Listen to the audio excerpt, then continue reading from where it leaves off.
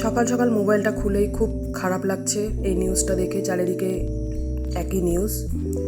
এই দুর্ঘটনাটি হয়েছে জলপাইগুড়ির কাছে রাঙাপানি বলে একটা জায়গা আছে, সেখানে রাঙাপানির কাছাকাছি এই দুর্ঘটনাটি হয়েছে।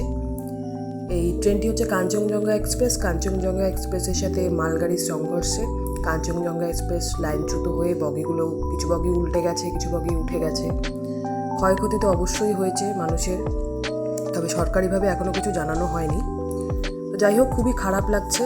এখনকার সবচেয়ে বড় নিউজ, জানি না কিভাবে রেল কর্তৃপক্ষের গাফিলতিতে নাকি অন্য কোনো কারণে দুর্ঘটনাটি হয়েছে।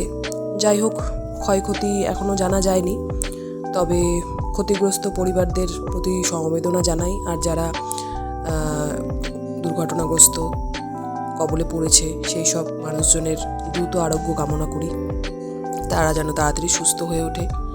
খুবই খারাপ লাগলো সকাল সকালে এই নিউজটি চোখে পড়ে, সত্যি খুব খারাপ লাগলো। কি বিভৎসভাবে অ্যাক্সিডেন্টটি হয়েছে। এখনও জানি না মৃতের সংখ্যা কত। সবাই প্রে করো তাদের জন্য।